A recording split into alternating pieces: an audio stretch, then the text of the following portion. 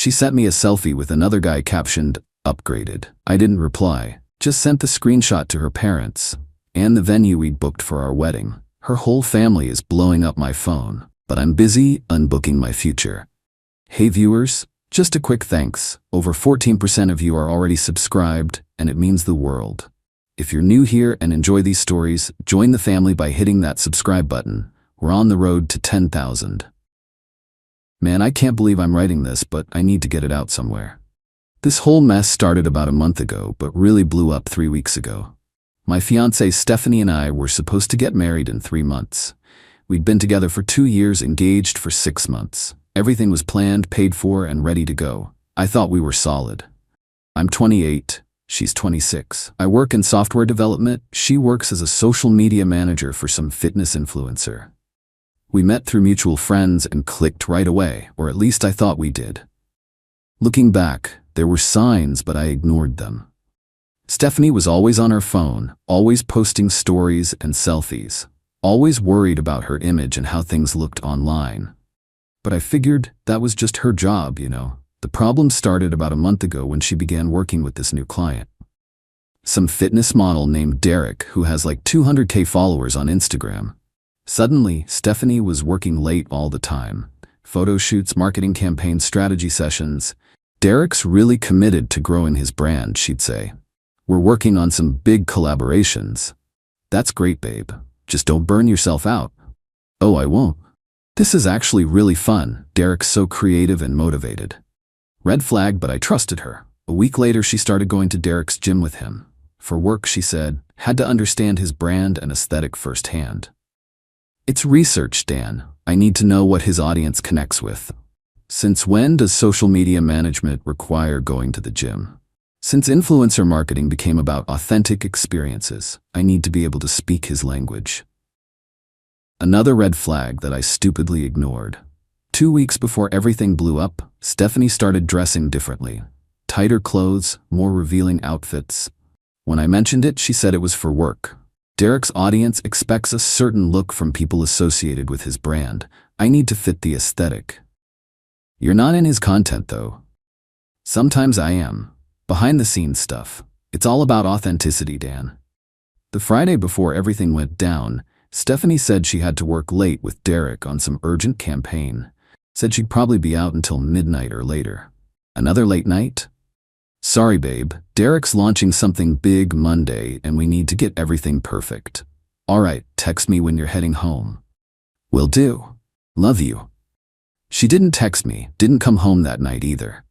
Saturday morning, I woke up to a message saying she'd stayed at her friend Qley's place because they worked so late and she was too tired to drive home.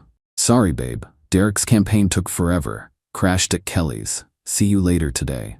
Something felt off, so I called Qley. Dan, I haven't seen Stephanie in weeks. She definitely didn't stay here last night. So Stephanie had lied about where she was, spent the night somewhere else, and made up a story about it. Saturday afternoon, I was at my buddy Mike's place, watching the game, when I got a notification that Stephanie had posted an Instagram story and tagged me in it. I opened Instagram expecting some work-related post. Instead, I saw a selfie of her and Derek at some fancy restaurant. She was leaning into him, smiling huge. He had his arm around her, looking way too comfortable. The text on the story said upgraded, with a bunch of heart emojis. And she'd tagged me, so I'd definitely see it. I immediately took a screenshot and screen recorded the story since I knew it would disappear in 24 hours. Good thing, because I was going to need that evidence. Mike noticed something was wrong. Dude, you okay? You look like you've seen a ghost. I showed him the screenshot. Holy shit, Dan. Is this real? Apparently. What are you gonna do? I honestly don't know. My first instinct was to call her, demand an explanation, ask what the hell was going on.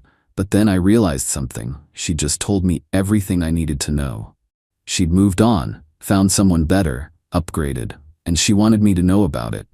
So instead of calling her, I started making some strategic decisions. First, I called my buddy Tom, who's a lawyer. Tom, it's Dan. I need some quick advice about wedding contracts. What's going on? I explained the situation and sent him the screenshot. Dan, that's brutal. What do you want to know? If I cancel everything, what am I liable for? Depends on the contracts. Generally, you're on the hook for cancellation fees, but if you can prove cause like infidelity, some vendors might work with you. What counts as proof? That Instagram story is pretty damning evidence. Send that to vendors when you cancel. Might help with refunds. Next, I called Stephanie's dad, Robert. We'd always gotten along well, and he'd helped pay for part of the wedding. Hey Robert, it's Dan. I need to talk to you about something serious. Of course, Dan. What's up?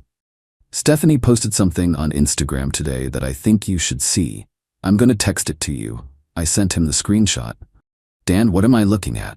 Who is this guy? Someone she works with. Based on the caption, I think our relationship is over. Dan, I don't understand. You're getting married in 3 months. Not anymore, Robert.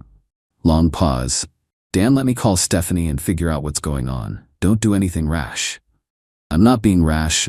I'm being realistic. After talking to Robert, I called our wedding venue, Riverside Manor. We'd put down a $5,000 deposit and paid another $8,000 toward the final bill. Riverside Manor, this is Jennifer. Hi Jennifer, this is Dan Williams. I have a wedding booked for October 15th. Yes, Mr. Williams, how can I help you?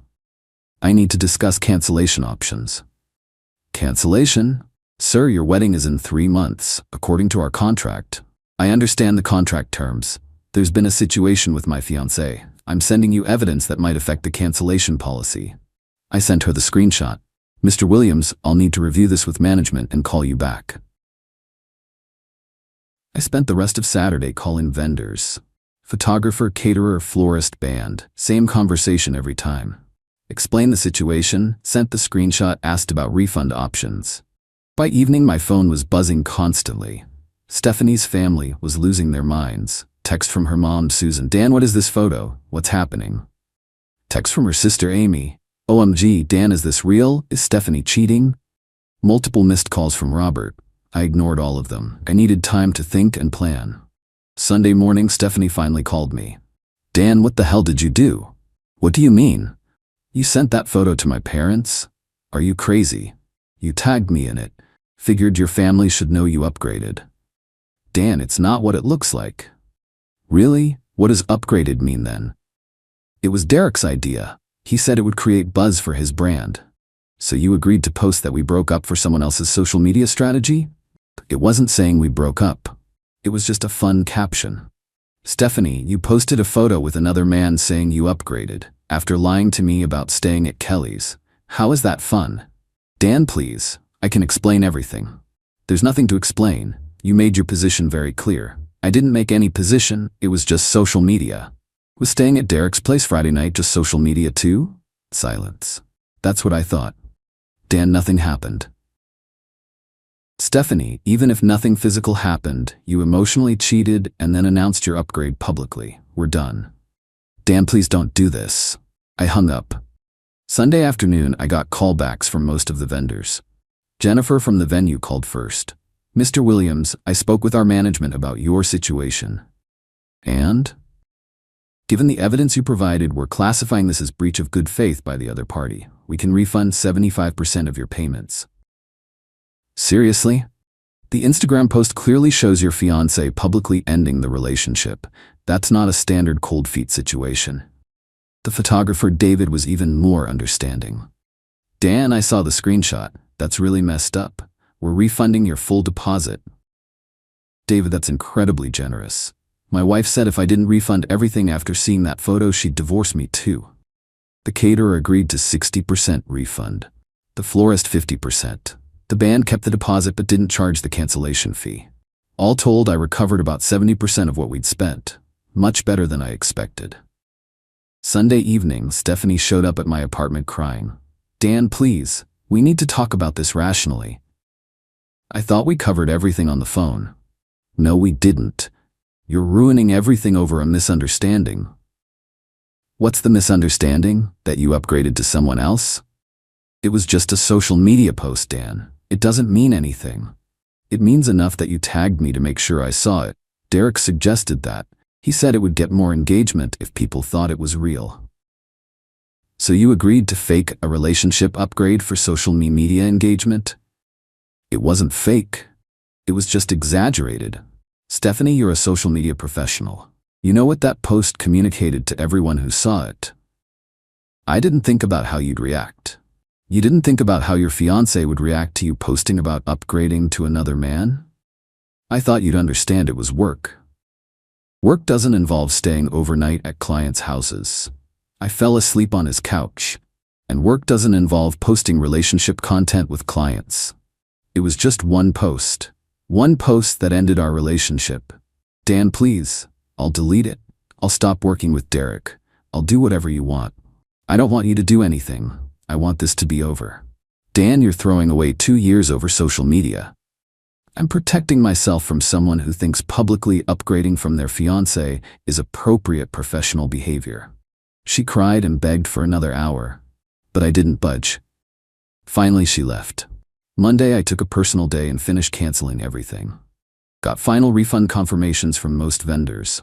Started looking into breaking our apartment lease, since both our names were on it. Monday afternoon, Amy called. Dan, Stephanie's devastated. She's been crying for 2 days. I'm sorry she's upset, Amy. Dan, this is all just a big misunderstanding. She was doing her job. Amy, her job is social media management, not relationship management. She says Derek pressured her into the post. Amy, Stephanie's been in social media for 3 years. She knows exactly what messages her posts send. But she loves you, Dan. She wants to fix this. There's nothing to fix. She chose Derek's brand strategy over our relationship. Dan, please. The whole family's involved now. We've all taken time off for the wedding. I'll pay for any non-refundable travel expenses. It's not about money, Dan. Then what's it about? Family, forgiveness, second chances. Amy, your sister is relatively new to social media management and got pressured into something that destroyed our relationship. That's not a mistake, that's poor professional judgment. Tuesday, Robert called one more time. Dan, I talked to Stephanie extensively about what happened. Good for her. She admits she used poor judgment, but insists nothing physical happened. Robert, even if that's true, she still chose to publicly announce she'd upgraded from me. She says it was for work. Robert, she's still relatively new to professional social media management and made a career-damaging mistake, but she knew enough to understand what that post communicated. Dan, people make mistakes. This wasn't a mistake. It was a calculated decision to create buzz using our relationship. She's willing to quit working with Derek. It's too late for that. Dan, you're letting pride destroy your future. I'm letting reality inform my decisions. So that's it? One social media post ends everything? One social media post that communicated she'd found someone better and wanted everyone, including me, to know it. It's been 3 weeks since the Instagram story. I've blocked Stephanie everywhere. The vendors finished processing refunds. I found a new apartment and moved out last weekend. My friends have been supportive. Mike especially keeps reminding me I made the right call. Dan, anyone who posts that kind of content about their relationship isn't ready for marriage. I know, it just sucks that it took this to figure it out. Better now than after the wedding. Tom the lawyer helped me navigate the apartment lease break. Turns out, since both our names were on the lease, I was still liable for my portion, but I found someone to sublet my half quickly. I started therapy last week to process everything. The therapist said my response was actually very healthy. You set clear boundaries and enforce them without trying to control her behavior. That's emotional maturity.